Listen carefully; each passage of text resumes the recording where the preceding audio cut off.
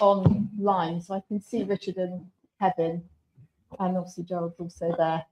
So you're very welcome. Welcome to the meeting. I just wanted to start by just acknowledging that this is the last board of Gloucestershire ICB. As of next month, we will be in a cluster board with BNSSG. So this is the last time that this board will sit as it currently is.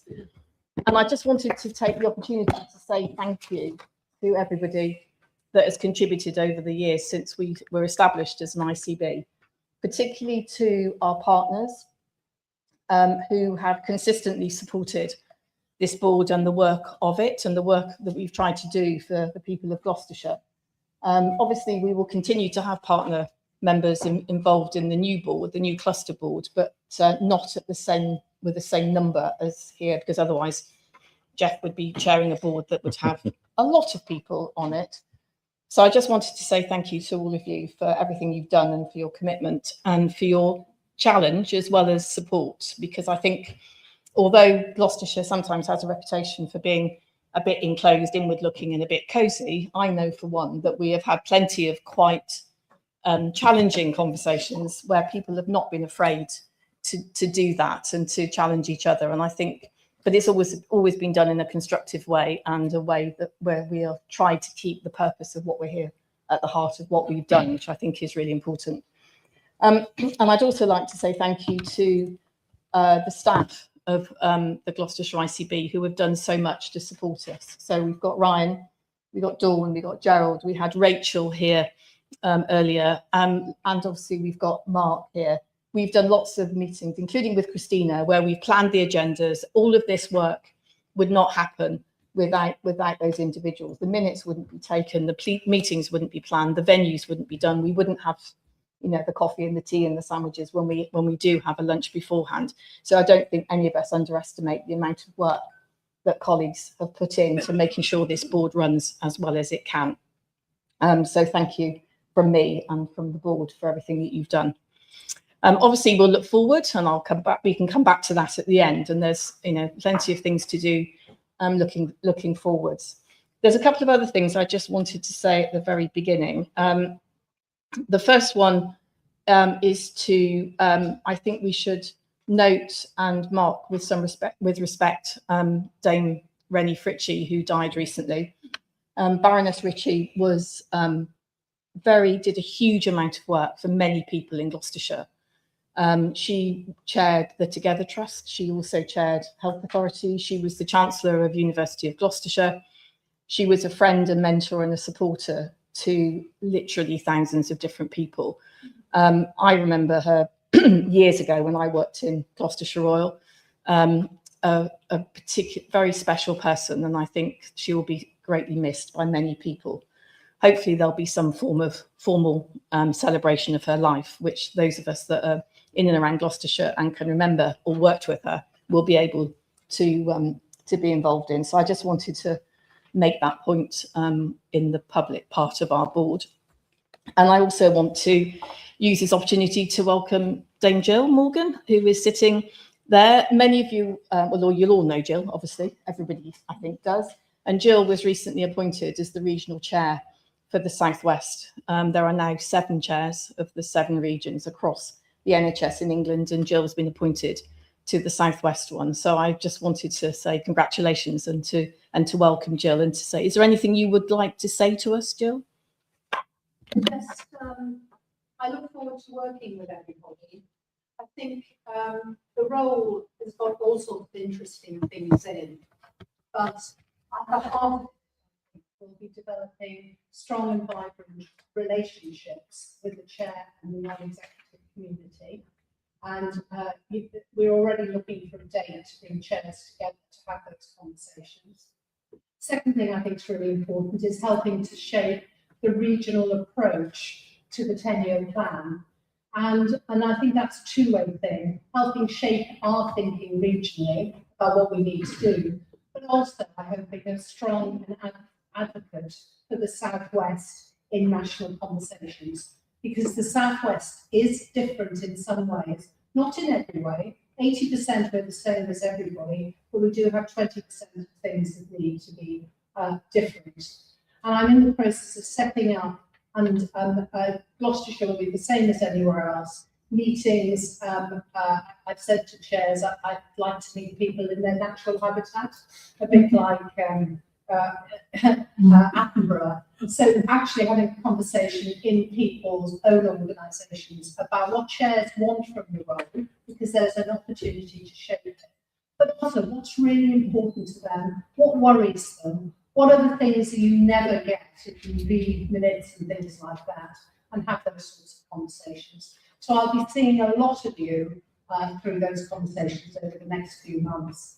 And I want to finish by actually saying and echoing what you've said, Jane, about the joy and the wonder of Gloucestershire, because I did have a lovely time working here. I think there is an immense amount of things that the people working here have actually done and achieved for the community. And I hope people after today have a sense of pride as some of those things are documented, because you should, for the work that was done. So thank you very much for letting me say a few words, and I look forward to working with you all again. Thank you. Thank you, Jill. But we move into the formal meeting. Just wanted to say we have apologies from Mark Cook and James Councillor, Kate Dosmar and Joe Walker. I don't think we've got any other apologies. We've got, we know that Sarah may need to leave and come back, or she does need to leave and will come back. But other than that, we've also had apologies from Sarah Truelove. Just like to welcome members. We've got a few members of the public in the room, so it's good to see you. We can move on. Has anybody got any declarations of interest that aren't already declared? Anything to do with this agenda item, these agenda items? No? No? Okay. Shall we move on then to the minutes of the meeting that was held on the 28th of January? Can I ask if people have got any comments? Yes, Julie. It is now. It's just a minor thing really, but on page 8, when it's talking about the report from the audit committee, it said that the Oracle system rollout had caused nationwide rostering issues. I think it was rostering, I think it's accounting and reporting issues impacting all ICBs. It's just a minor thing.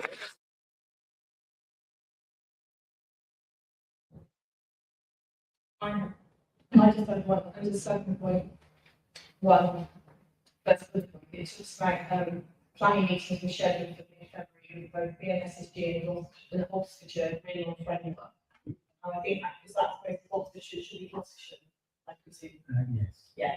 So that's second one first point. Anybody got any other questions? So with those changes, you have to sign them off. Yeah. Okay. Just move on.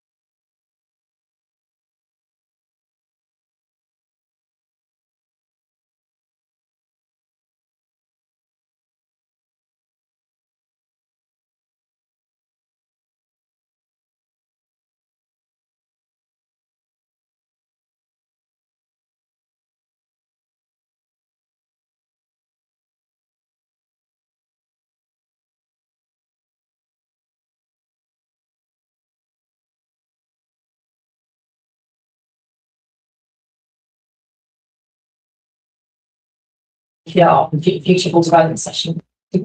Yeah, some TPPR trainings. The last, sure.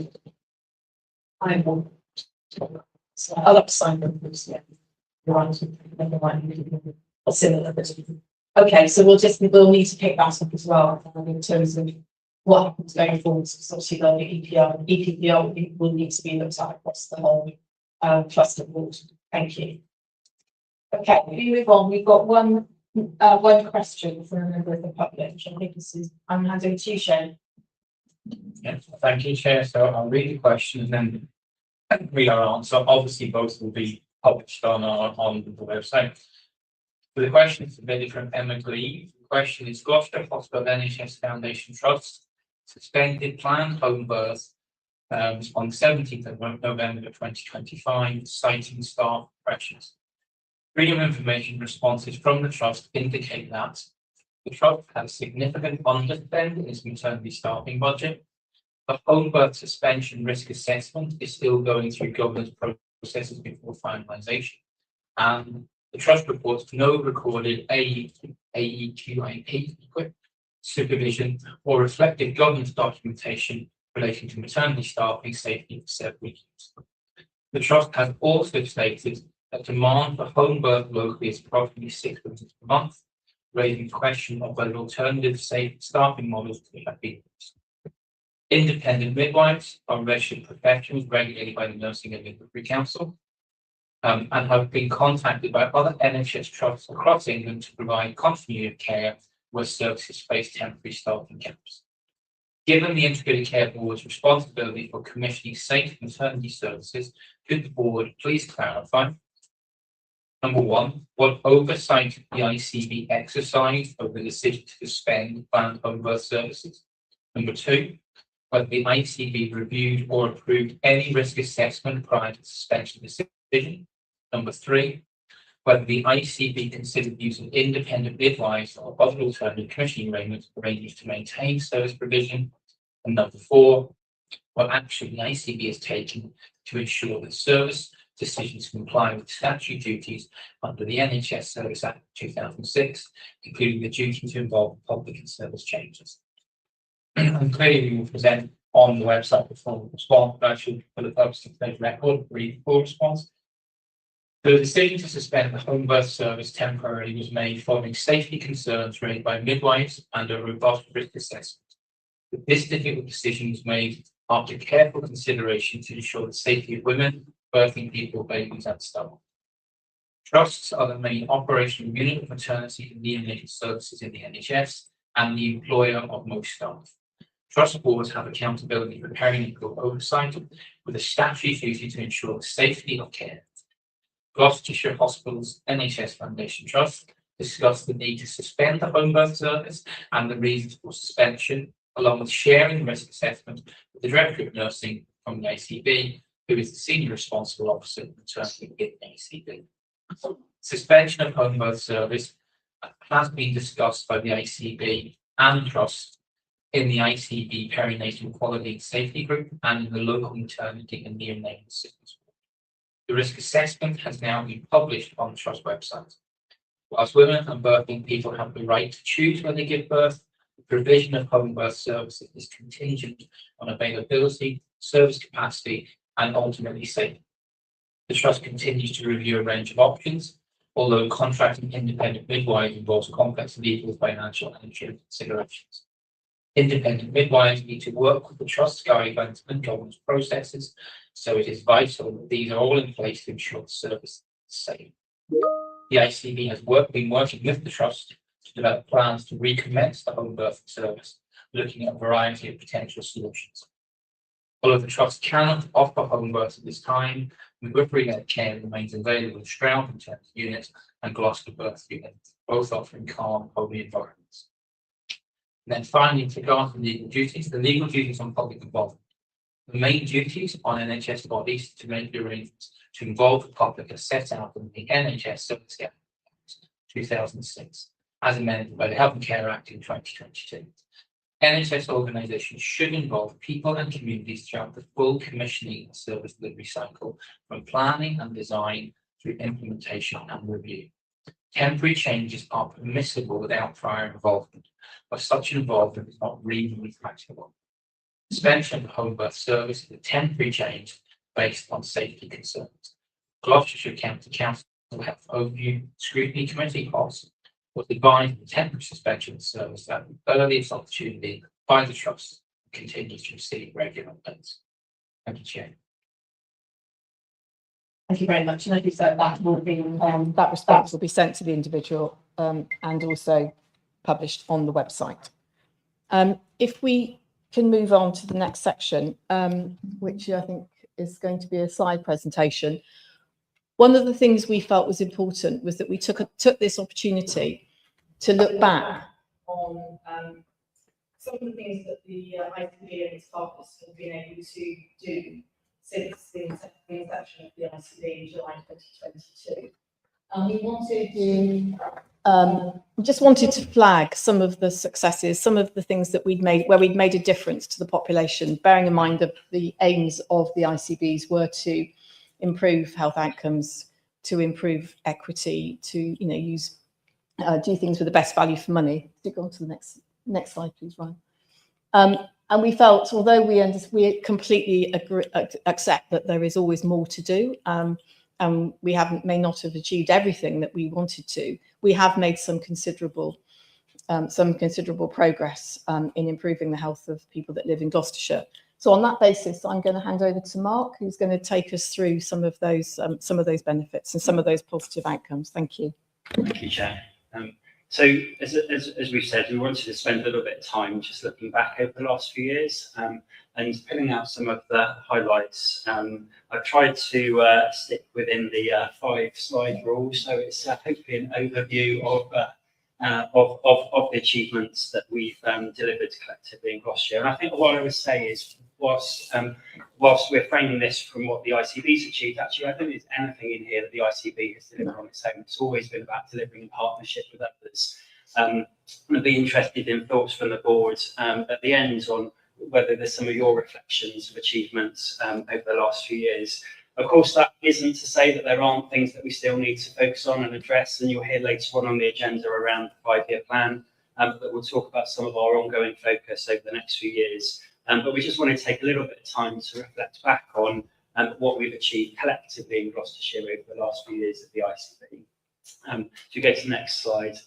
For those of you who can remember back a few years, a real focus has been the integrated care strategy, and alongside that, the pillars, 3 pillars and then conditions for success. And the first pillar has really been about looking to the future. So how can we work collectively together to make Gloucestershire a better place for the future? And a real big focus of that has been collective and enabling work on prevention, with a real focus on health inequalities. That's really driven, I think, a lot of the work that's been delivered over the last few years. And of course, that has been about working collaboratively together.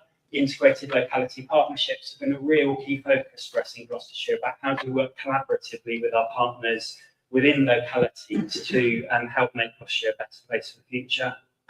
A really important role for the voluntary and community sector that have supported and delivered on a lot of these areas, and of course work jointly with Gloucestershire County Council, public health teams, and other services within Gloucestershire County Council. So really that focus on making Gloucestershire a better place for the future. And again, just some highlights. I'm not going to read everything on here. You can look at some of the highlights, but a real focus around creative health. Gloucestershire has been known for a real focus on creative health, and what we've achieved in the county through work with partner organisations over the next year. And much of that has been focused on addressing health inequalities that we've got within the county. A focus, of course, around physical activity, and jointly working with Gloucestershire County Council, enabling organisations to support and really focus on how we support and address inactivity, both in children and young people, but also adults as well. And some positive progress that's being made, of course, more to do, but some steps being made in that direction.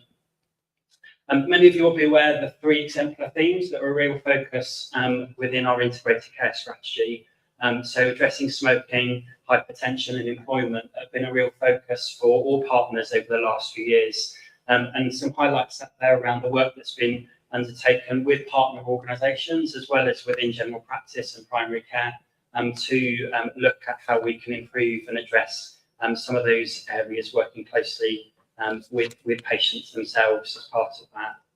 And then obviously mental health has been a real focus for us in Gloucestershire.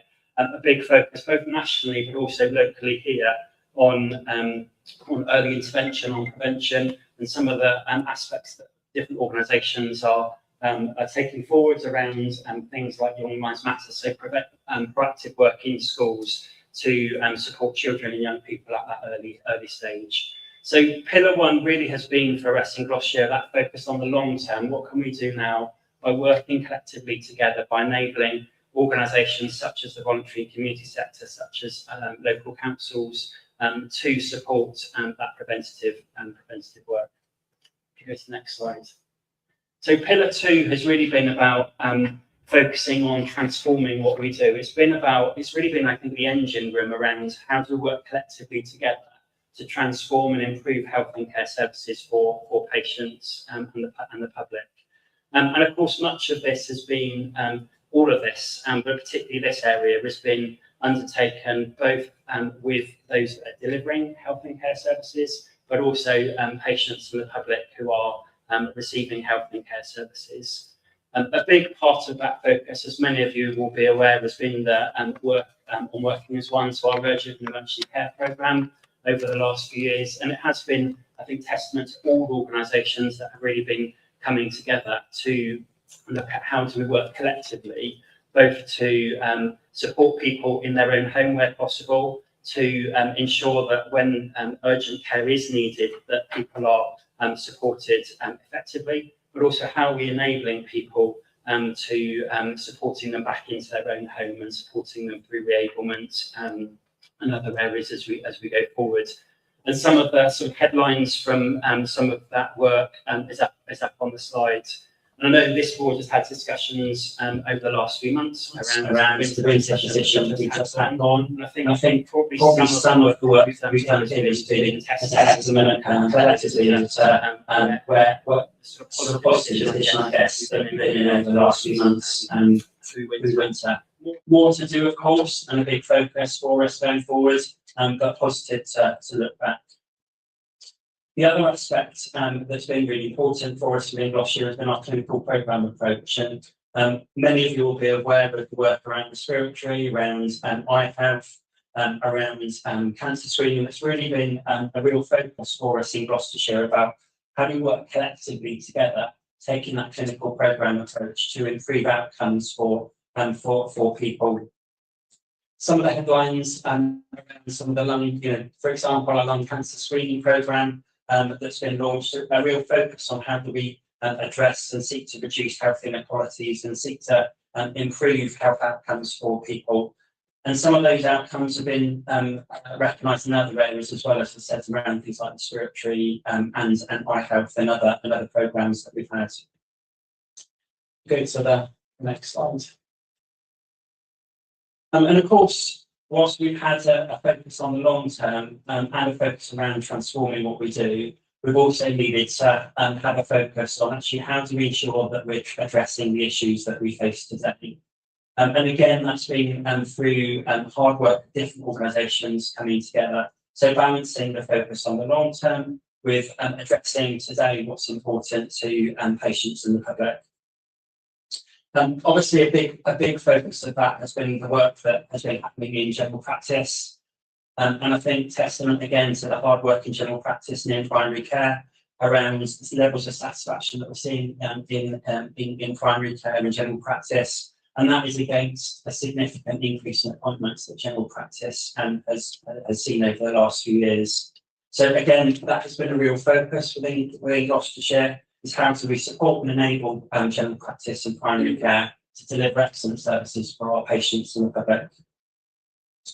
Been a real big focus around dental services, and we've obviously had here at the board previously things like Centre of Dental Excellence and the Gloucester Dental Access Centre. That's really about focusing on how do we improve access to dental services, particularly some of those urgent appointments that we know patients and the public rightly are looking for. So we're looking forward, of course, over the next few months to opening the new Gloucester Dental Access Centre and really focusing on how do we seek to further improve patient satisfaction for our dental services. So again, a real focus there. Elective performance has been strong and a testament to the a hospital provider that's really put this at the forefront of the work. So really, how do we focus and work collectively together to reduce long waits, and has put Gloucestershire in a really strong position as we move forward. And again, as I said previously, that focus around mental health has really been a real focus within Gloucestershire, particularly the work that we're doing in the community to ensure that people are supported with who have serious mental illness, and that's bringing together voluntary and community sector partners, as well as primary care and secondary care to support those people in communities. So a few headlines, and then around those three pillars, and of course, creating the conditions for success has equally been important. The work that's been happening around digital and technology, aspects such as the single care records, really important part of how do we work collectively together to deliver integrated care for members of the public, and also support our staff to deliver joined up and seamless care for our patients. Alongside that, we've had a number of estates areas that have opened, so Community Diagnostic Centre, Forest and Dean Community Hospital, Health and Wellbeing Hub that opened a few months ago, and a number of primary care facilities, again really focused on ensuring that the services that we deliver are tailored to local people in their communities. And of course, as you hear later on, more to come. All of those things has been achieved has been achieved alongside delivering financial balance over the last few years, and that has been an area that's been really important for us. Is how do we both improve outcomes, how do we deliver and improve quality, but also how do we balance that alongside financial balance, and testament to all colleagues for the position. And of course, challenges and areas of focus moving forward, but a number of achievements looking back over the last few years. And all of that being achieved through partnership working and strong relationships across many different organisations, the work jointly with the Health and Wellbeing Partnership, the Integrated Care Partnership, as well as the Health and Wellbeing Board, and wider partners to really support some of those achievements over the last few years. We go to the final slide.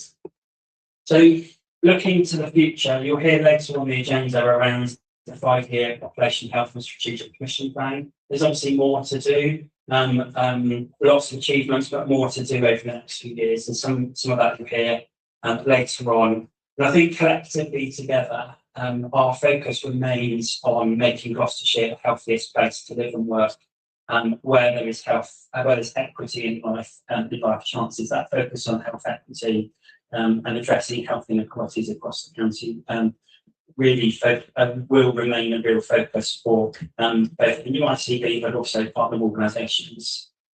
We think that many of the achievements over the last few years puts us in really good place to deliver some of the neighbourhood health ambitions, delivering on the strong foundations around the voluntary community sector, the work in primary care and primary care networks, community health and secondary care services. But obviously it is all going to rely on us collectively working together to improve population health and for our community. So from a personal note, and I'm going to speak for others, just want to thank both the individual and partners for their contribution over the last few years. More to do, but hopefully look back and see some of the achievements that we've collectively delivered over the last years. Thank you. Thank you very much, Mike. Can I open it up to see if anybody's got any questions or any comments that people want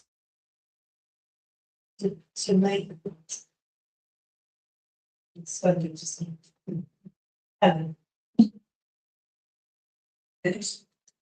Thanks, Mark. I can see the crying when you were presenting that, and rightly so. I think we need to also remember the COVID period. When that hit, we were different in Gloucestershire, and it took Ford's bravery to take a different approach. We didn't set up mass vaccination sites. We actually took something more bespoke. And I think it's recognition about how brave this board has been, and how the relationships have been so strong, because we did have the best. vaccination at fastest. So we think we should be good, and I think that's across the world, not just but yeah, I think that, you know, if the crisis hits, and they do, then people did not go backwards into their own as they came forward and worked together. So I think that's a testament to the relationships.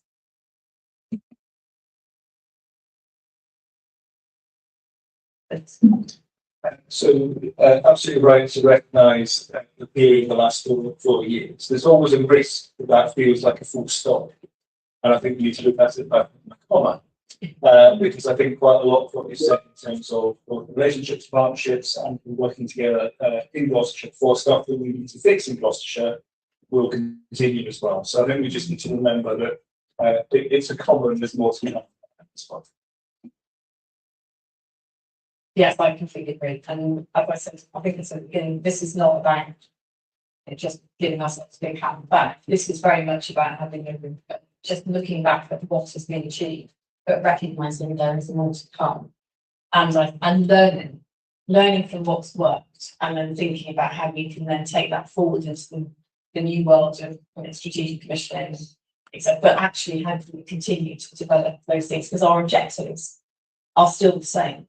Even though we will have fewer people than will be clustered, they are still the same. We just we've just got wider footprints to do that in. So this felt it was really important to say, because this is the last of these boards that I lead with us. And thank you, Mark and Amy, for putting that together. With that, we've got no further questions. Should we move over to you, Shane, for the Chief Executive Board? Thank you very much, Chair. So, as always, 3 big things in Chief Executive Report. I won't go into every part of it in detail. I assume papers have been read. There's also a few links in there to other documents, which again, I would assume have been read as well. But 3 big things: what's happened with regards to organisation change, some of the technical change stuff with regards to intermediate care and theatres, and then a reference to our EDI, Equality, Diversity, Inclusion, and the report. Chair, just with regards to organisation change, I want to raise 2 things that are happening at the moment. One is we're going to have a formal consultation with our staff on 23rd, Monday, and that's as a result of a huge amount of work that all directors have worked on to try and create a new organisation within the cost envelope and also aligned to what a strategic commission should be. As that was issued on Monday. There are a series of one-to-one meetings, team meetings, overall HR workshops, long-term redundancy, which is a whole program of work to ensure that people who are being consulted with can be involved in meaningful conversations and help to respond to the consultation, to the 45-day consultation. That is about the staff, and we are planning to have an event on the 21st of April, where we can bring partners in as well to explore what's in the document and what it means possible. That's the first thing, Chair, and change. But actually wanted to highlight though was, and when I came to this board maybe 3 or 4 board meetings ago, I talked about the importance of getting the organisation in the right place, so then we can work to help the system and create a new system. And we are turning our heads, well, what does a new system look like? That doesn't mean the ICB, it means the way, and I love your point, it's a comma, it's not full stop. So what's the new system look like? And Chair, I placed in there sort of 4 things that I think are shifts. The idea that the ICB is moving away from pathway to population, it's moving away from transactional to strategic, it's moving away from convening to a commissioning role, and then it's moving away from stepping in to becoming a lighter organisation. It's there to enable support. And depending on which part of our new cluster, different people will be different places. But it's important that we now start to work with partners, try to explore the system of the future. 2 really important documents we will launch this week from NHS. One was the neighbourhood guidance, and one was what they've called the population health document, an archetype document that says, here's how all the bits of the future system will hang together. That's the piece we're going to get into now, Chair, is building on a new system looks like, as opposed to a new organisation looks like, accepting that we're going to have 3 months of further work as the organisation to allow people to find their way into a new. Second part of the update then is just a reflection on the text change work that was kicked off and checked. It is really early, some early comments in it. Not going to go into huge detail. We talked about them being 6 to 9 months. We're not at 6 to 9 months yet. I think it's important just to reflect as the board some early findings, but these are true tests of change. We try them. If they work, that's great. You find a way to commission them. If they don't work, then you look and see what else can we do. There's a short update in there. And the final part, Chair, in reference to the EDI annual report, which is linked from the paper. And really the report summarises, well, actually, where are we? But what's really helpful in the document, it also highlights some opportunities for improvement that we can bring back to the board and bring back to the cluster board, because the NSHG have obviously seen the process and begin to see what is our path to improvement. And those, and you'll see in the report, Chair, the improvement areas are sort of based around how we promote inclusion, how we get better population understanding, and actually direct reference to discrimination itself and how we can ensure that, first of all, we minimise, and secondly, if it happens, we learn and make sure we can see through it. Chair, happy to take any comments or questions. Yeah. Deborah, the first. Thank you. Thanks very much for that, Shane. And yeah, I've been reading the different pieces of guidance and the things that you wrote in your chief report for the ICB and this. And I suppose one of the things that I just wanted to ask you about is recognising that lots of things are changing. Where does the responsibility sit in future for consultation about service change? So if I think about some of the things in the report, like tests of change, or on in our confidential session, we've got the maternity case for change. If they were seen as requiring a consultation, is it the ICB that has responsibility for staging that consultation, or how does it work in the new world? Thank you for the question. So until the legislation changes, all legislation remains in place, and therefore we have a duty under the 2006 Act and the more recent Health Care Act that the ICB is the place where those things are coordinated, managed, and then obviously we are accountable to costs, take learning costs. So that hasn't changed. However, I know they are writing a new set of legislation on terms of how all this will work. I have no insight into what I've seen in some parts of it, not in that part of it. So until the legislation changes, we adhere legislation, and we've got to make sure we keep our population safe and involved, and that legislation is designed to keep our population safe and involved. So no change until the new legislation, and maybe it will change at all. Maybe they'll just carry the existing legislation. Okay, thank you.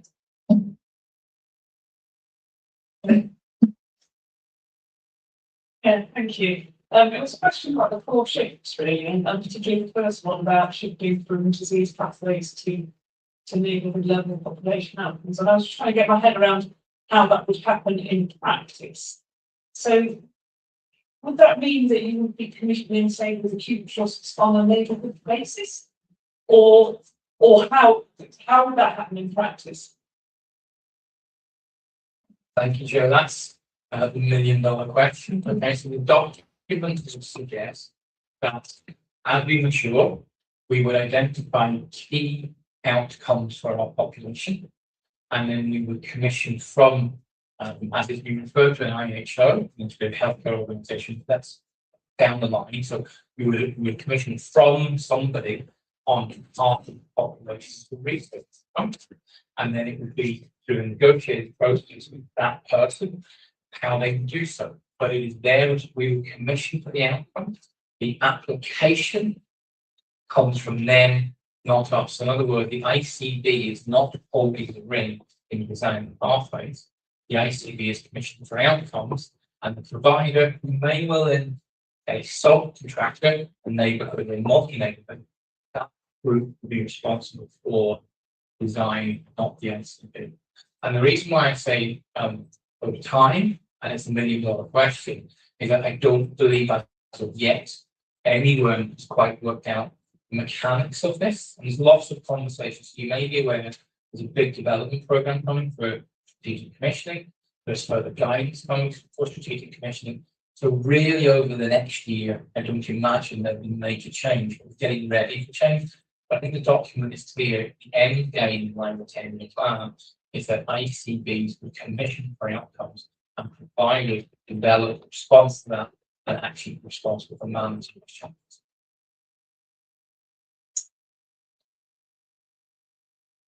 Have you got any other questions or comments? Okay, thank you, Shane. Should we go to move on to the back and Tracy? Thank you, Chair. So not a huge amount to share on the back. Again, I think colleagues will have read the report. It is relatively self-explanatory in terms of two particular strategic risks where the risk score has increased. They are BAF 2 and BAF 6. And I know the changes to BAF 6 were a consequence of the conversation at the last audit committee, I think, if I understand. We are obviously turning our attention to thinking about what how we do on risk management in a new custom structure. Businesses do not operate a BAF in the same way that we do. They operate a corporate risk register. So we will be thinking about how do we bring together those sort of strategic risks that are set across both places into a new revised format for the new board to give some reflection and consideration in the new year. As always, we've colleagues have updated the BAF and changes are made in red. But I think again, as always, it's open for board members to ask any specific questions about the 14 strategic risks that we present to you today. Thank you. Thank you. Do you present the Just to reiterate what Tracy said, and we had the audit committee at the beginning of March where we would, as normal, go through BAF, which were with lines and governance team, and to look at those changes. So we had a very good discussion at the audit committee, and it's referenced in the chair's assurance report, particularly about BAF 6, because there'd been a very good discussion at the commissioning committee. So an issue that comes in on that really. So, and that was kind of demonstrating how the process works in the best way really, the really detailed discussion of the committee and then feeding that back through to the audit committee to then ask any further questions or gain further insight before then that comes to the board. So I'm very, very happy with how that worked, and we had a little bit of a discussion about the other one that had increased as well. So we do acknowledge that it's going to change. It's worked very well, and the governance team have helped develop it over the years to make it what it is and to keep it kind of updated and relevant. I think there are proposals that weren't updated, but I think that's one of the impacts of transition and the changing roles of staff and some vacancies. But generally, yes, very happy with that report. Anybody got any comments or questions? I mean, the key thing, one of the obvious thing for me is and Tracy did refer to it, is we know that Julie's non-exec leadership and audit committee leadership, there has been a huge amount of work on how that has developed, and it's improved language iterated over the last couple of years to where it is now.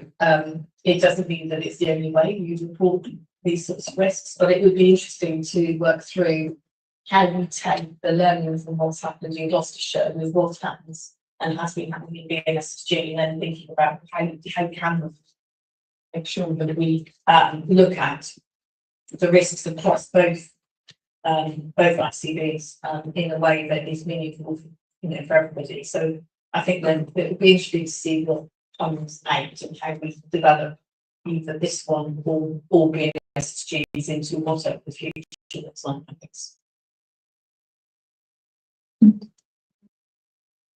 Richard, do you want to comment? Yeah, thanks, Jane.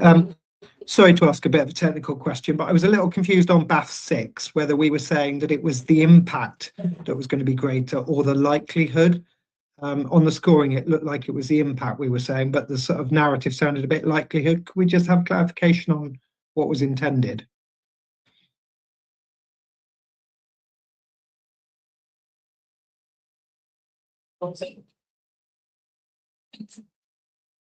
So Richard, it was about the impact, and in particular, some of the contractual changes that came in October, put some practices potentially at risk of contract breach. The hard work of our primary care team has mitigated some of that. There is more recent action again. I think there's a ballot in there for collective action. Which obviously we don't know the outcome of, but the impact of both collective action and any remaining practices struggling with the new contractual changes still remains high and actually has increased. So that's why that's increased.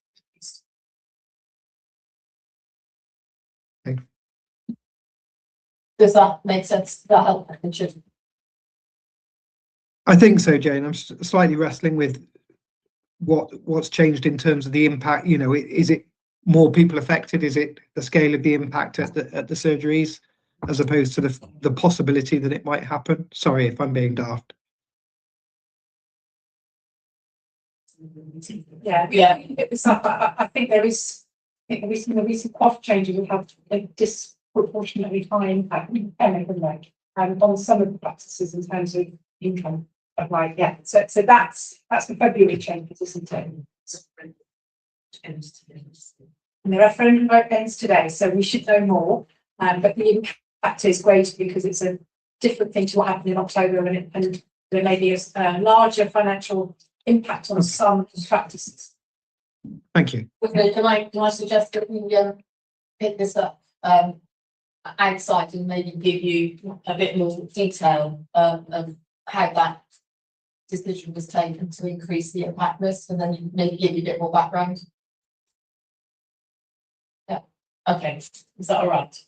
Thanks. Thank you.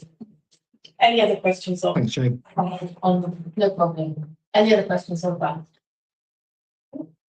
Okay. Let's move on to the integrated finance, performance, quality, and workforce report.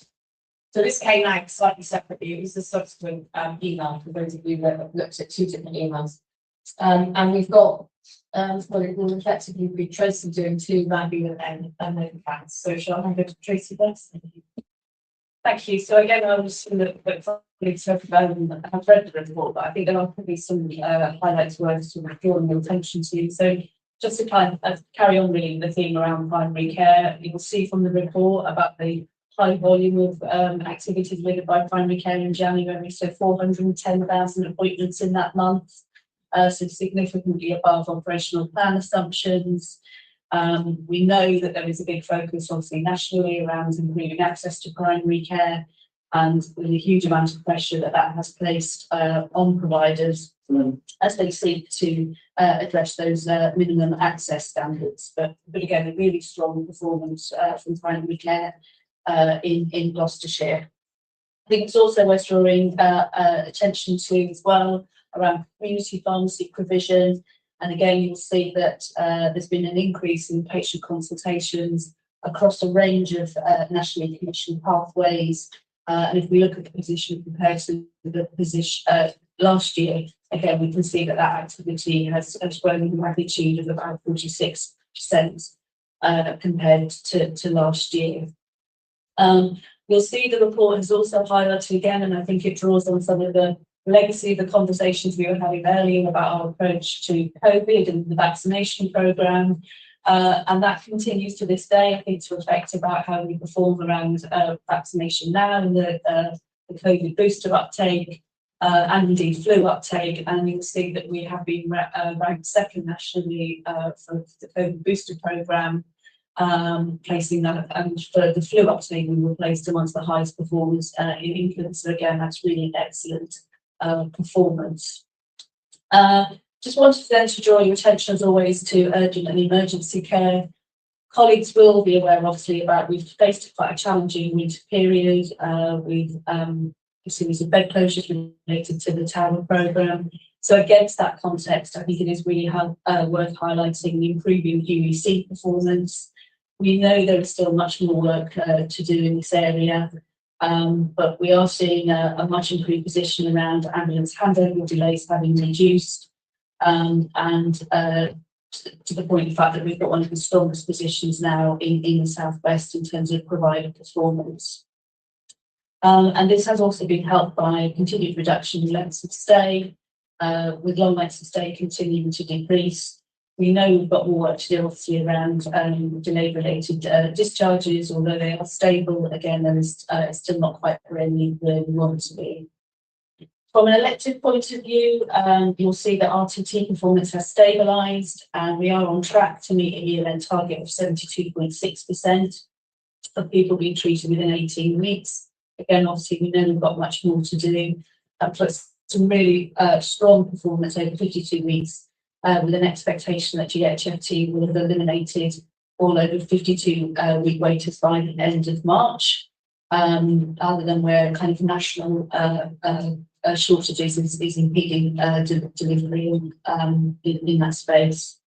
And again, we are also seeing good performance on 62-week waits, where we are exceeding national expectations, but we are more challenged on the cancer faster diagnosis performance standard.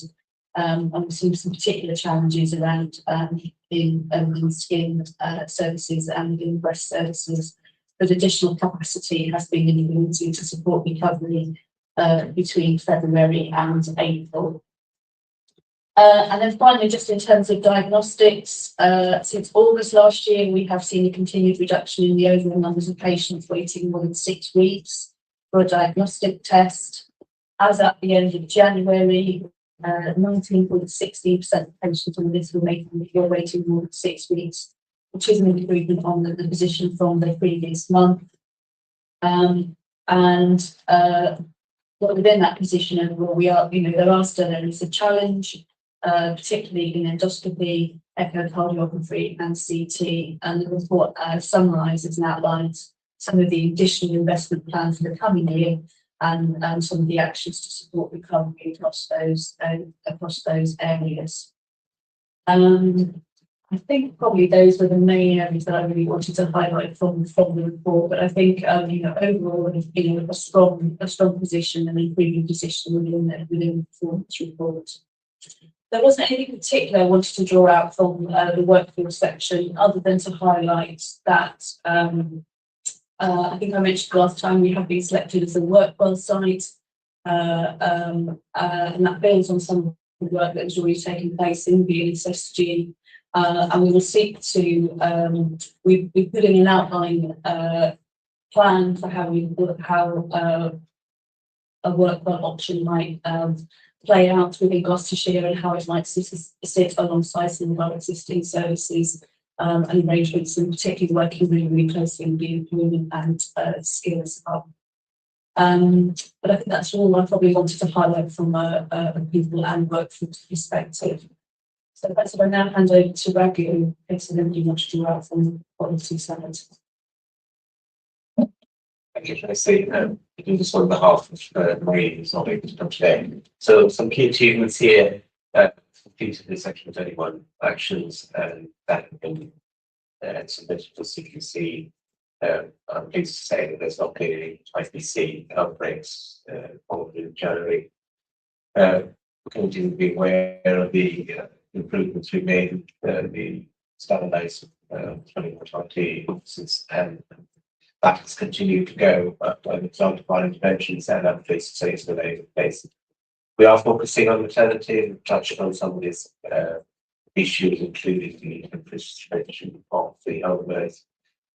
We've touched on the implementation of the new GP contract and the impact on that, and in particular, of that review the workforce overall working through that.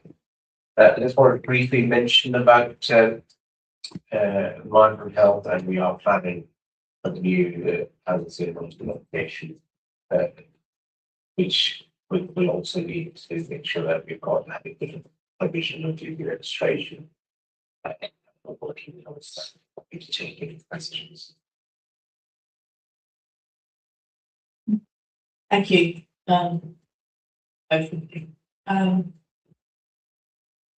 Haven't you got any questions?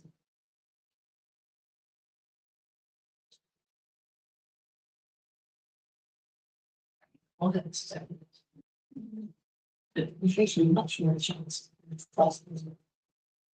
just going back to the workforce stuff. I mean, I know this is just a side, but it was really great to see that the number of PhDs and professional doctorates that have been funded. I mean, we don't. Gloucestershire does not do anything like as mentioned researchers to be an SSG. So there's a lot we can do with being SSG, I know.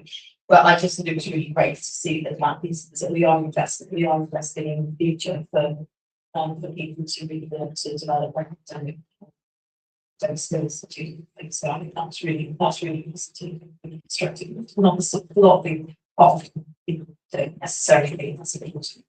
It's really great to see. Anything else? Okay, Cass, do you? So in terms of finance, as at month 11, the system is forecasting small surplus. So that is at month 11. I'm just going to say we are continuing to receive applications from the national team, so that position may change as we move into month 12 and the applicants. So in terms of that position, obviously that's very positive compared to what we started with the challenging financial plan. A huge amount of hard work across the whole system to identify areas of to reduce spend, also to drive down sustainably some of the agency, bank and other spend and non-pay as well, so we contribute to that position. So within this position, there's a focus now, obviously, as we've for the last few months, on business coming to the 26, 27. So the stuff that's happening in 25, 26, we've been working through in terms of that flow into the future years. Key sort of areas that are making an impact into that year are so the GHC, the mental health placements have been an ongoing source of financial pressure and will continue to be. That's going to be a program of work in 26/7 to look at how that whole pathway is managed. There's something about kind of starting to look very much upstream as we look at that. So it's not just a financial issue, it's balancing the outcome of that. The contracts, so it was an ICB for elective planned care and also ADHD and autism. Those are like to choose their variable contracts. They've driven very significant overspend in this financial year. We have got emotional plans in with a number of providers. Going to say the contract leaders are not really as strong as we would like them to be in that space. That's shared by all our siblings in terms of that area. And savings plans. So we have had some good success in the last year in terms of savings plans in a number of areas. We think the business planning having started earlier is going to drive hopefully an earlier delivery of savings into 26, 27. 26, 27 will be incredibly challenging for all organisations within that space. So in terms of other areas, so capital forecasters are very small underspend. That underspend is going to be utilised by the NSSG as a cluster, so that's planned. We are kind of broadly on track in terms of cash. Just to note, better payment policy, we have a slightly mixed bag, and one organisation is delivering, one is very close to delivering, and it's massively unfavourable. We still can't report on that, and we are working at the means. So that's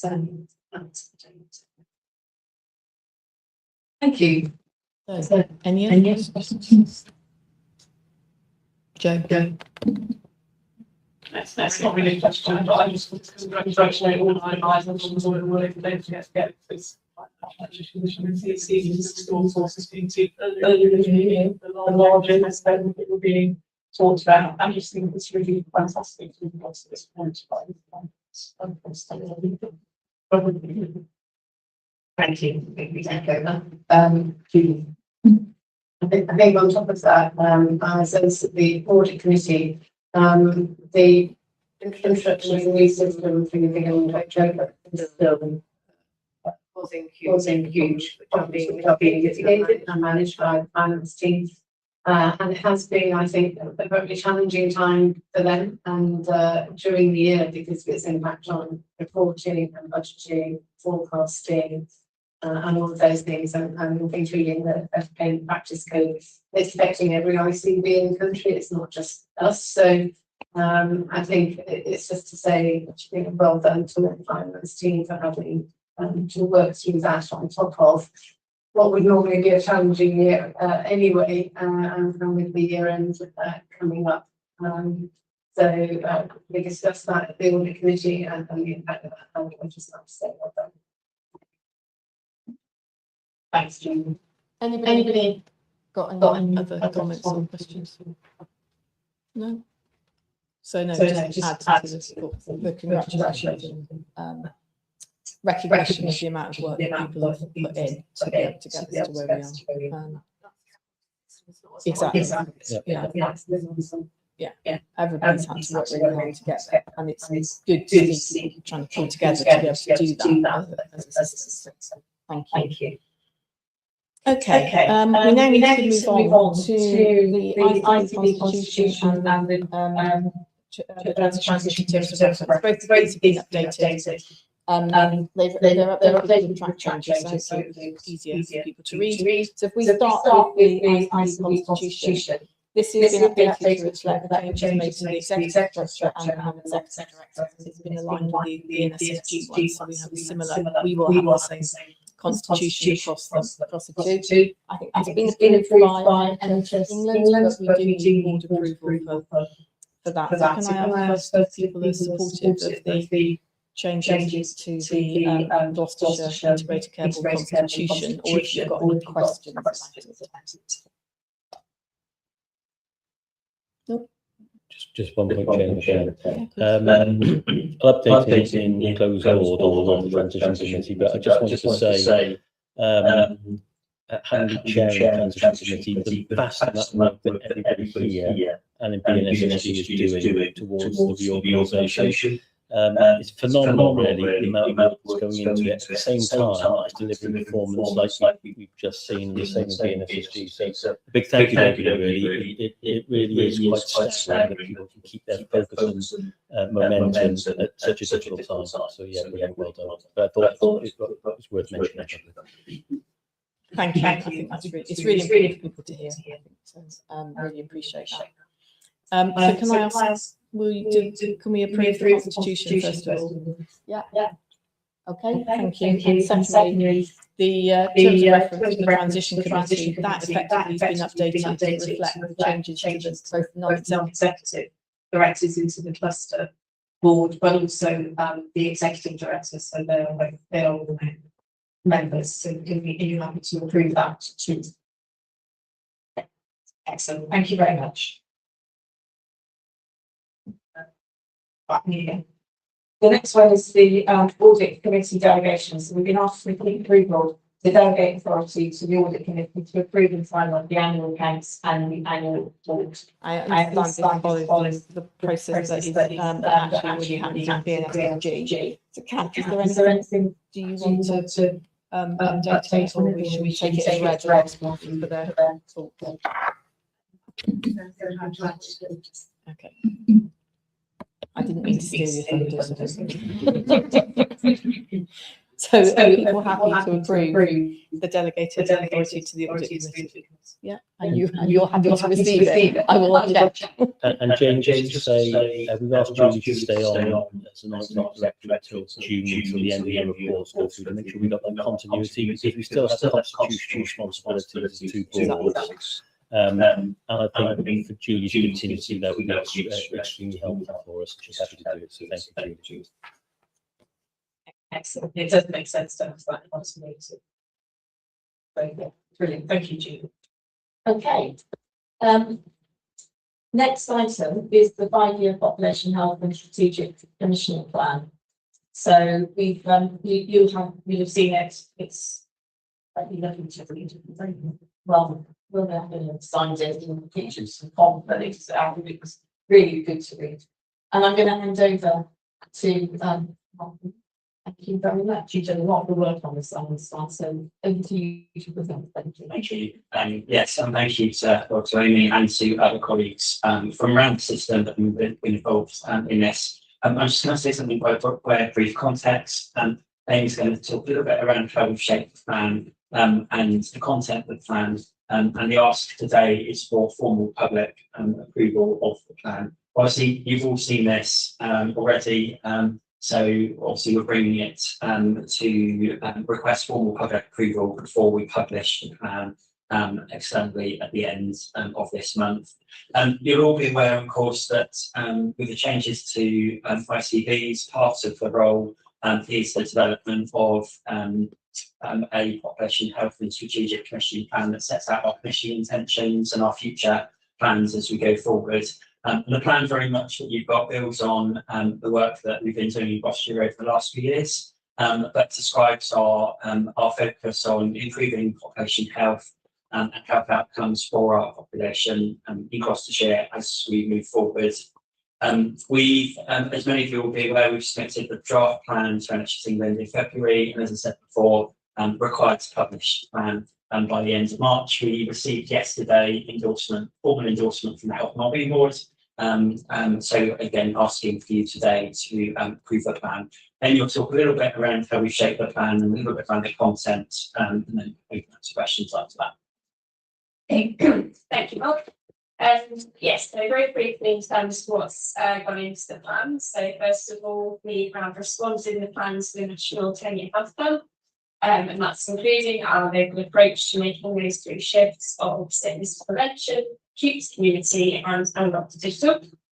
In addition, although we had the main health guidance and the best care plan guidance, which have come out recently since the plan was developed, we do believe that the context of the plan do align quite well to the ambitions that are described in those. In addition, we've undertaken, particularly with public health in council, and integrated needs assessments of population health in Gloucestershire. So there we've been using a population health segmentation approach to assess how we should prioritise our resources to make the most impact on health and outcomes and equity for the population. In addition, we have engaged with the public in Gloucestershire with residents between last November and this January. We were asking people's views on how we should prioritise our resources and also what matters most to them. We had a very good response to the survey that was sent out. As the board are aware, we had almost 500 responses, and in addition to those, teams went out to engage with communities in their local areas to hear more. So the outcomes of that engagement overall were used to shape what's in the plan. And finally, of course, we sought feedback from partners across the RCS at different stages of the plan's development, including the schools, as well as the Health and Wellbeing Partnership, the Clinical and Care Professional Council, as well as strategic executives as well. And of course, all the feedback that we gathered during those engagements and also influence the plan as you see it today. So in terms of what's inside the plan, what we're covering, we structured the plan around 3 strategic ambitions, which are healthy lives, health equity, and best value. And against each of these, you'll see in the plan there are described as flagship priority programmes to deliver within each of those ambitions over the next 5 years. We've also described 3 conditions for success. Obviously those which are strategic partnerships, our financial framework, and our resources, which includes workforce and digital.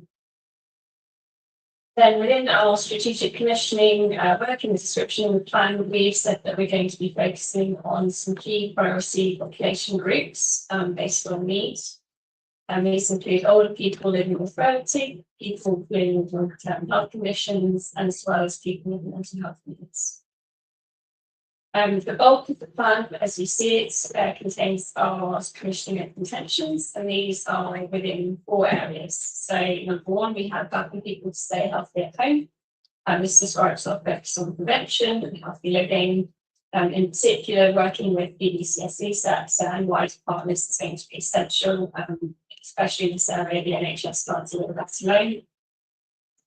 Second, we have proactive, personalised, high quality care enabling people with rise and risk. So this is describing our ambitions to help people to manage their health conditions and avoid deterioration. And this area is particularly aligned with the National Enabling Health Guidance. Third, we have the specialists and high quality care and support across multiple neighbourhoods. So this describes how we will be moving more care outside of hospital and into community settings, helping people to avoid admissions and or return to independence after admission as soon as possible. And finally, we have more streamlined secondary care services that enable high quality care. So improving outcomes and experiences of such specialist services when it's needed. And in this area, delivery of our ambitions in neighbourhood health will be enabling those secondary care services to deliver the best possible care and treatment.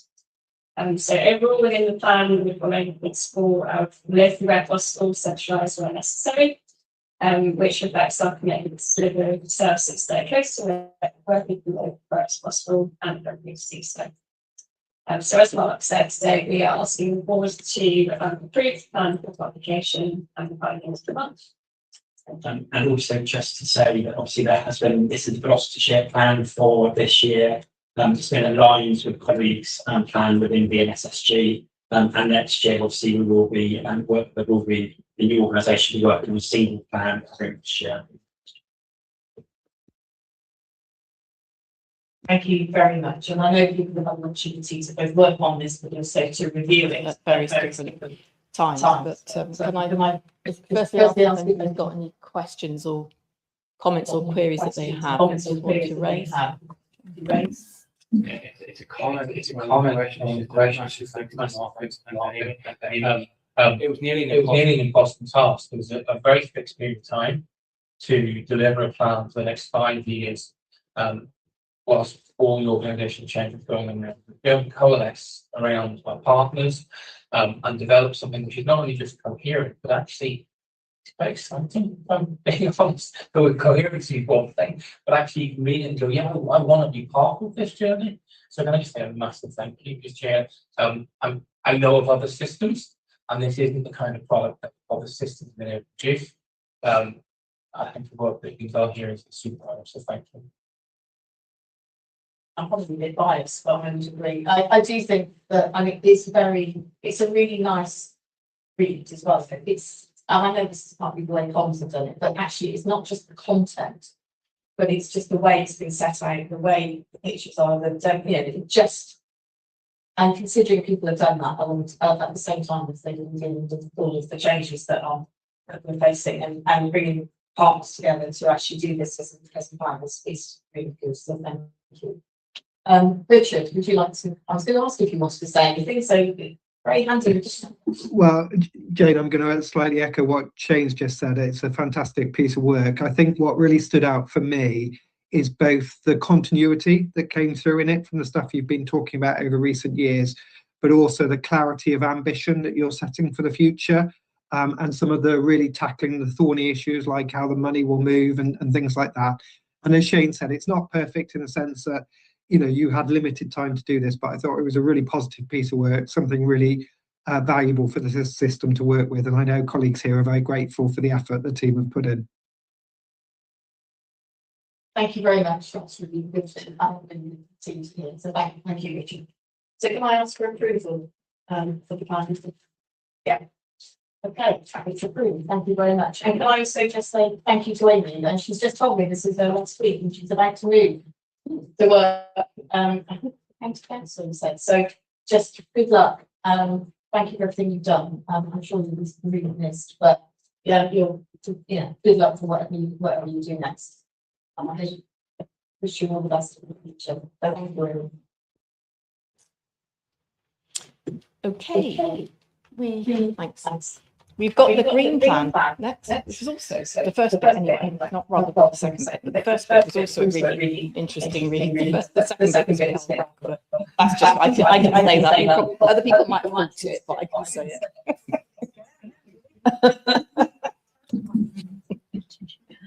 Okay, so we have this is the differential 1 in 2022. it's got a slightly different focus in it. The focus is much more about sustainability of clinical care, keeping sustainable advantage to itself and so forth. This has got much more emphasis around its sustainability of that model of care. That aligns really nicely in terms of the focus with our kind of strategy and our plans in terms of leading intervention. I will just say, obviously, as a viable in the community, just necessarily looking at carbon footprint automatically goes down, as Douglas said, or travel. However, if you can emphasise the prevention, actually it might reduce the overall need for intervention from the sun. So there's a real focus within the plan on that one. Obviously, targets to meet, but also look more generally. The reason we're doing this is because climate impacts so much on people's health. There's so many factors that sort of just drive that less health-related sort of thing, and it tends to impact on those who are more vulnerable. If you're in an area of inequality, you tend to be in the area where populist pollution, traffic pollution, for example.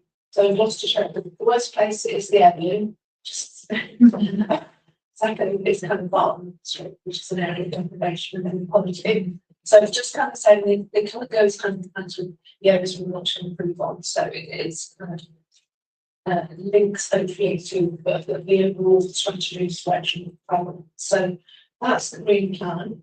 Climate risk and vulnerability assessment. That's been computed jointly across the local authorities and the NHS. We just showed it's joint all published. It's about basically doing an assessment. It is very detailed.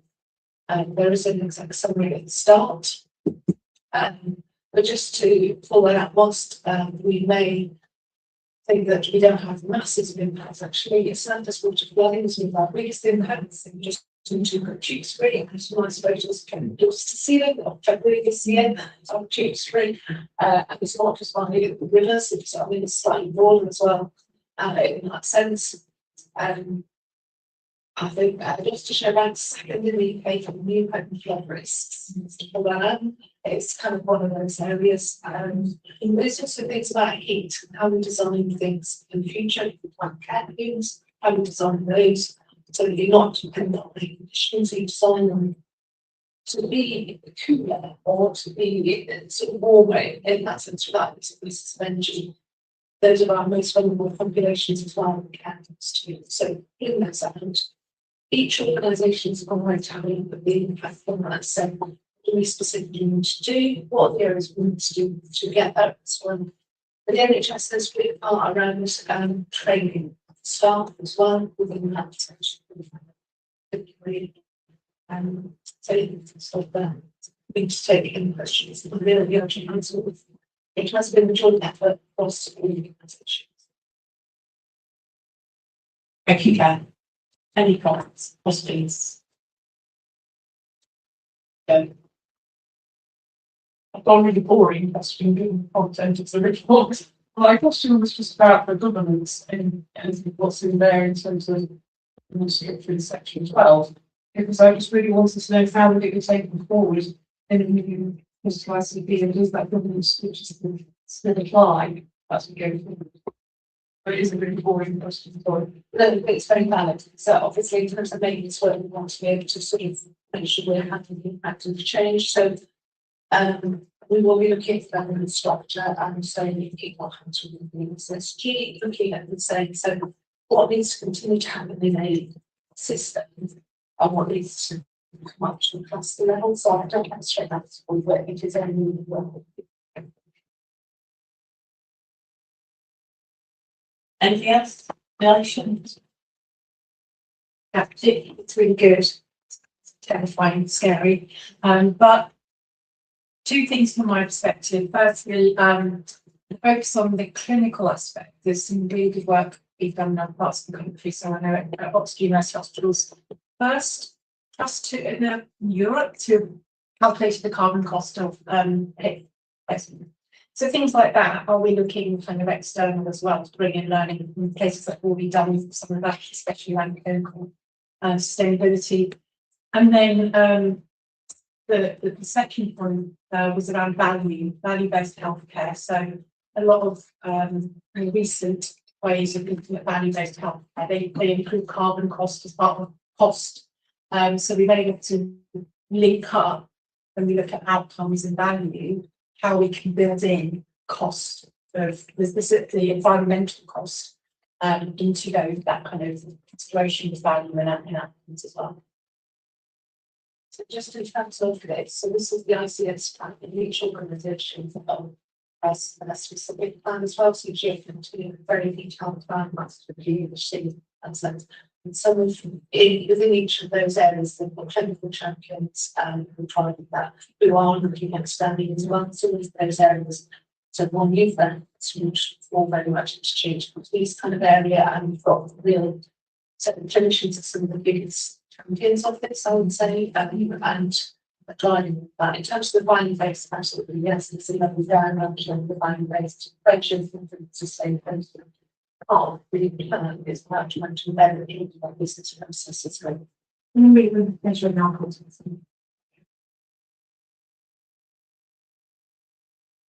Brilliant. Thank you. Anything else? No. So we've So been we've been asked to approve the ICS green plan plan and note the climate risk and vulnerability report. So do we approve? Yeah. Fantastic, thank you. So that, thank you. What else? I just like to point out, I know this will be the last time I chair, because I'll be handing over to the proper chair next month. But actually, we're not running out of time. Yes. Yet. To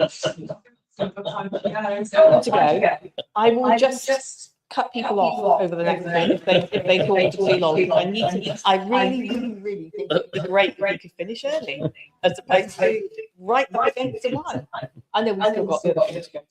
Okay, so the next section, so I'm going to hold myself to account now. The next section was just an opportunity for us to go through the different committees, because obviously we've had the last of all of the committees, and I just wanted to start with the System Quality Committee. You will have got in the pack the approved minutes. I did go through a verbal update of those at the last board, so I'll take those as read. Don't expect, well, I can answer any questions, but I doubt they've got them because we've already gone through it. We just wanted to give the chair an opportunity to have a little bit of reflection, and I'm not going to say very much. I'm going to say the System Quality Committee, I would say was one that was set up with looking at quality across the board. I think it's taken a while to get us to a position where I think we were probably addressing the right things. There is a risk in those committees that you can get into a huge amount of detail, and that is often more the case when we've got smaller systems. So we haven't got multiple providers, for example, we have them too. So we did spend quite a bit of time trying to pull the committee up to being more strategic and looking at some of our strategic risks. I think we have got ourselves now into a much better position where we are doing much more deep dive. And I have to say that some of that work came from the work that Aisha and Helen were leading in DCDC, which I was also a member of. So I think I just wanted to say thank you to our partners for their contributions. We had some good discussions, quite difficult discussions sometimes with some of the issues that we were facing, but actually very good support from partners, and also some very good feedback and some very direct direction about basically, do you really need to do this? Is this? So I think that was also, we learned from each other, and we shifted from a DCG approach to quality to looking at it in a very different way, and I think that was an important transition for people to make. So going forward, the quality will be part of the Finance, Performance and Quality Committee. Yep. Which I'm not going to chair. It'll be chaired by the other cluster executive directors. But I do think there's some learning from our committee that we will be able to pass through. And the other thing that I've actually asked is that we do a good quality assessment and an update on all the things that have been happening, because we do know from history and from other reorganisations that when you when you change, one of the things that you risk is corporate knowledge, and you sometimes, particularly quality, those sorts of that sort of memory, that sort of detail gets lost. So and that was a recommendation post Francis, that actually any further change you actually give good quality documentation, so that you hand it over to the people that will be leading in the future. So I think that's something that's really, that will be really important. But just thank you from me to both members of the committee from the ICB, but also be great Kevin and Douglas and obviously and the county councillors, all of us pass my thanks to the people from those organisations that were part of the committee and brought so much to it. So thank you very much. And I'll stop. Thank you, Chair. A lot of things in common in terms of what you said about thanking partners, because I think particularly in the audit committee, it was absolutely invaluable to be able to share good practice in terms of the way other organisations are approaching things like fraud assurance and risk management, and that's always really helpful. But also there were a number of services that we shared with those organisations, so cyber security, for example, and counter fraud. And it was very useful to be able to have that sort of joined up approach to getting assurance from those services and to following our statutory responsibilities, particularly on things like cyber, EPRR, from a risk perspective, and the counter fraud. So I found that really useful, but I'd like to thank the partner organisations.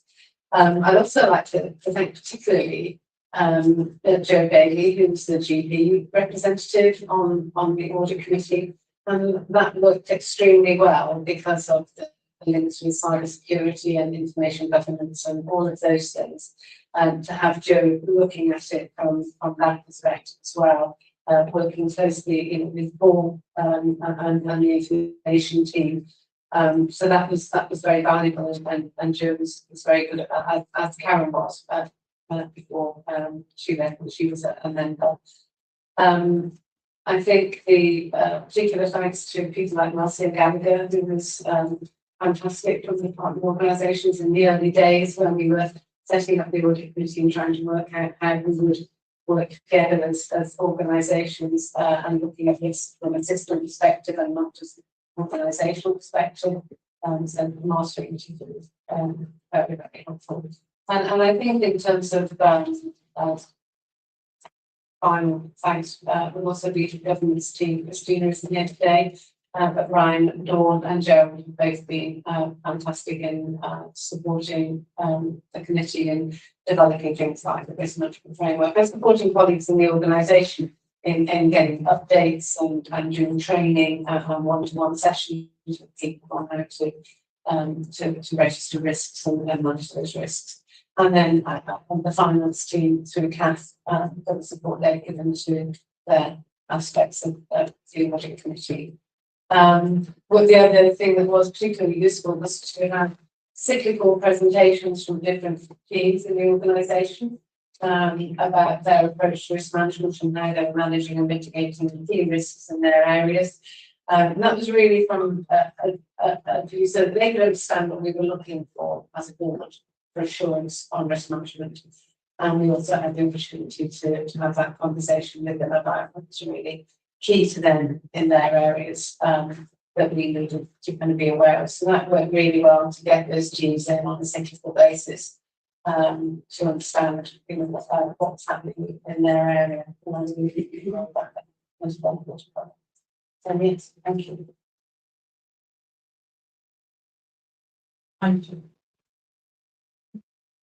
So firstly, just to reiterate, I think the thanks that from both Jane and Julie around support from the teams. I think in primary care it's been particularly challenging. Primary care teams going out there with the whole time I've been chair of PCDs and working with practices to build really solid relationships. And then the committee has been asking more and more of the team in terms of performance data, information, papers, etc. And so that balance, getting that balance right, and big thanks to Helen and to Joe and others in the primary care team to get that balance right. But to also recognise where that committee needed that assurance, needs the extra work to be done, needs that information. Because that, when I first started chairing the committee, that there was a gap in around the state. And I know some of the changes have come nationally for the primary care dashboard, but that's come at a really good time for us in the committee to have more nuanced discussions about performance, workforce, outcomes, etc. contracts. So that's been really positive, but it can only be achieved by working in partnership with officers around that balance of how much is too much information and what do we need to seek assurance in the committee. So big thanks there, and also the governance team really supported work we did to try and move the committee to actually have more of a risk focused discussion. So when I first started, and so often in other committees I've in my day job, which I observe, BAF and risk can often pass by quite quickly. So working with and Ryan and support from Donia, we really changed the focus to actually say at the start, if there's anything that we think is going to be a risk or a change, and let's keep that in mind for other discussions. Is there anything we need to escalate? And then take that stop again at the end to say, has anything that we've discussed during this meeting, is there something that will have an impact on the back of the scores and things like that? So a much more risk focused as front and centre as opposed to being had on afterwards. So thanks to the governance team who really supported that change as well. And also thanks to the members. We have valued in ECDC having the system partners there, in particular obviously the GP, so Alicia and now Emma. But we've also got Laura, who's there as a GP, but also from that workforce and training perspective. So having that clinical representation on the board has really helped us both exploring the data, thinking about risk, etc. So and social care, etc. So all of the members, Health Watch, really helpful as well. So some of the learnings, we moved from being quite an operational committee, so lots of agenda items on boundary changes, contractual changes, etc., which was great. But actually, these were often repeating discussions that had already happened in our PCOG primary care operational group. And that is not seen as necessarily the best use of our time. So as generally, we changed the structure of the committee quite significantly. So what we asked for was more summary papers from PCOG, so not to repeat the discussions, be more strategic, have more time on the agenda for risk-based discussions and more strategic conversations, as well as introducing a spotlight where we would do a deep dive, because it just felt sometimes we were getting through the agenda really quickly, getting into detail. So we had deep dives on integrated paper working, like on risk, really useful 45 minutes to get into a topic session. So that was really helpful. Feedback from other members of the committee who've said, said what's been helpful. ECDC has been helpful in recognising key benefits of primary care services, and the committees taking the time to really understand how primary care services work and what the risks and benefits are. And really the committee understand the strategy and what we're trying to achieve in the longer term. Also taking the time to look at the wider issues, so PCNs, integrated neighbourhood working, all of those topics, not just focusing very sort of narrowly on the general practice, but looking at long-term transformation. The other aspect I would just touch on is a pod. So the delegation of pod services, pharmacy, dentistry to PCDC added a new layer, so we had to sort of manage more information coming into the committee. How do we see assurance on this new area as well? And then last one, ambition and challenging risk-taking to maximise the transformation agenda, in particular on PHM states and PCM transformation development. And I think that was only possible because we had really good relationships and trust. We had the clinical representation before, so we were able to be ambitious in what we're trying to do. If I've missed anything, please do add. Others who did. Joe. Thank you. So I'm going to say thank you to here. The first people I want to say thank you to are Jill and Ellen and Mary, because I think their idea, their notion of finance and performance should be linked to the system of the resources committee rather than purely finance committee was helpful in bringing in that support idea, but also in terms of foreshadowing that much more strategic mission idea that's going to be going forward. I think one of the things that was good with the committee as it went on was that it's expanded from thinking just about performance to also bringing in the inequality ideas and things of the governance. I think that's really positive. We asked for some reflections at our final meeting in early March. Things that were noted that might be useful for leading in the cluster were things that were particularly valued were the breakout sessions and the discussion elements, having partner members on the committee, and the overall committee focus on value and value for money, not just on finance in isolation. Things that were noted as challenging was timings around the committee, sometimes being too close to the board meeting for it to not feel like there was a duplication of discussion between the board meeting and the systems and the committee. So I think that's something that we've taken into account going forward.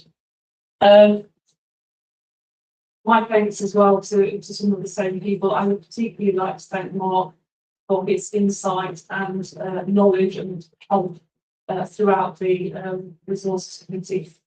Also Ryan and Gerald and Dawn for their support as well as Jess Gates earlier on in the committee. I also want to thank people like Catherine, all the other execs and non-execs from the ICB, and partner members who made time to come along and have a discussion. As it's my last meeting, then I think I probably am the only measure for this completely the last meeting. I'm going to give you a little summary because that's a really shocking. So my hope for the new cluster is that you will continue to think like health economists going forward, that you keep in mind that every choice that you make has a cost of opportunities that you are using elsewhere in the system. That you should always be focused on having the best outcome, which might be around population health and reduced living quality. And I think that's partly about the ICB's decision making, but I think it's also about lobbying to avoid national level decisions that allow interventions to come in that have less value and displace things that are better value being done locally. That's perhaps one particularly for Richard to say no to as well. Thank you. We'll make sure we write that time. Put it on the front of all of our laptops. So thank you everybody. Has anybody got any questions? I'll just add to our thanks to the team, particularly Ryan, Christina and Dawn, because we would not have been able to do them without that. So I really do appreciate it. So that's it. We've come to the end of the NHS Gloucestershire final board. I just wanted to say there's also the last meeting for quite a few people. So some of our partner members that were to be on the future cluster board. So thank you. I don't know exactly who will be on the cluster board, but I'm not sure we decided what we're not finalised. I've got no idea because I wouldn't be certain. Sarah isn't here, but this would have been her last board if she'd been here. So I just and she wouldn't want me to say this, which is why probably I should not here. But I just want to just say thank you to Sarah for coming in and actually still in an amazingly professional, clear, fantastic way, still leading the Gloucestershire team through all of the changes and the differences, and she's been highly professional, working across Gloucestershire and BNSSG, but also being a great leader and great support to the team here while so many changes have been going on. So I just want to say thank you to Sarah, and please do pass that on. Although she won't want me to. I also wanted to say thank you to Helen and Paul, because I think this is your last board. Obviously, as we move into the cluster board going forward. So just thank you so much for everything that you've done. It's been brilliant working with both of you. Helen's knowledge, skill, and understanding of primary care is absolutely phenomenal. And she is adored by pretty much everybody out there in primary care. I don't know. Last time I did an MPs meeting, not this month, but the month before, where the MP, one of the MPs who's a GP, told everybody how wonderful Helen was at the meeting. So all these other MPs were, they weren't GPs, were like, but he spontaneously said it, and he's not needing to do that if he didn't really think it. And we've all got, combining being a GP with digital and all of the important work around digital, but putting his hands into everything, anything that needs doing. Paul did, and the first time I went to a meeting and I was chairing Jill, and he sorted out all the IT, and I thought you were the digital director and the clinician. Like, yeah, I am. But here's your microphone, or something like that. So yeah, absolutely.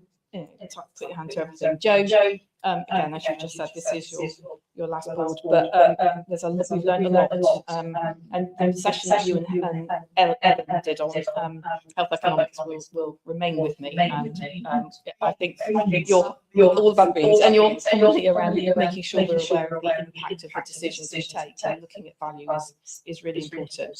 Really pleased that Judith can stay for a bit longer.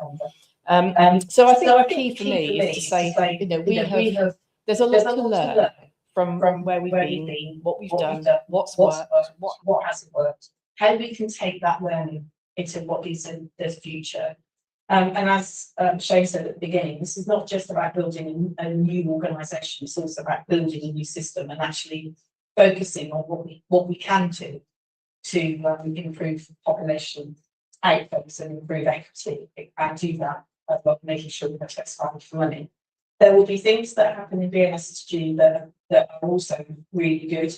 And I think the importance for us now is to take the learning from both and actually see how we can create something new and something different, but something that will really focus on our population. And this is about people, isn't it? It's about the population we serve, but it's also about our staff. And it would be wrong for me not to, on this last meeting, with the consultation that's just gone to the NHS and Gloucestershire ICB staff on Monday, just acknowledge the impact that these massive changes that have come down are having on individuals, and to say that I truly value the way people are behaving and their professionalism and their dedication to continuing to work and deliver, despite not knowing what their future is going to be. Some have made decisions about going, and I think that's perfectly legitimate for some of those individuals. Some of them haven't and probably do want to stay. So I just think for partners and as a leadership team, it's actually being truly understanding the impact on individuals and respecting and valuing them and making sure that we're there for them as much as we possibly can. So last for me, huge thank you. I am a cup full person. I think there are opportunities, but I think it's inherent on all leaders to be really honest.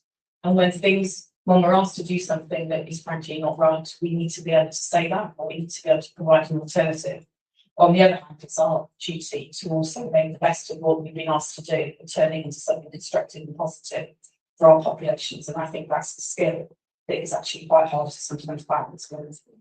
But it is important, and I know region will probably, people who work in region will also want to know what it's really like and to tell the truth.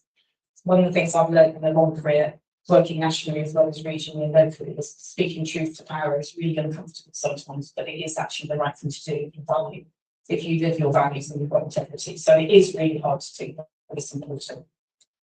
So I'm going to stop talking before I do run out of time, and I say we haven't, although I have finished early, so I could keep going. I can say this if you like.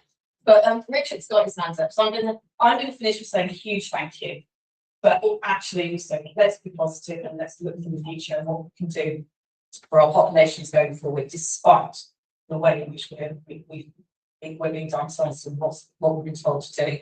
I will hand over to Jeff to close, but in the meantime, let's go to Richard. Yeah, thanks, Jane. And can I just put on record on behalf of NHS England our great thanks to colleagues past and present from Gloucestershire. You've always been a system, as you say, not afraid to speak truth to power and to work with us collaboratively in that sense. But you've always been a high-performing system. You've dealt with your challenges as they've come along really professionally and well.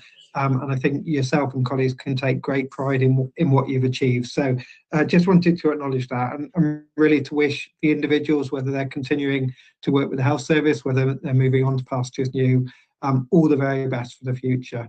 And just put that on record. Thank you, Jane. Thank you, Richard. That's really helpful. Do you want to say anything? Yeah.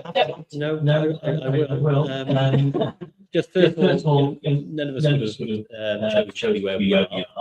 That's a given. We organised 3 years ago after being set up within a year. Let's do it again. We have constant service, which is very, very difficult for everybody. But it's what I said at the start, change. People being really professional, they stay focused, and it's a testament to the quality of people we've got working, not just at board level, but throughout the organisation. And finally, big thanks to you, Jane. Both you and Alison at the NSSG have continued to have that consistency in the way that we approach the board meetings. We will move to the new class board meeting next month.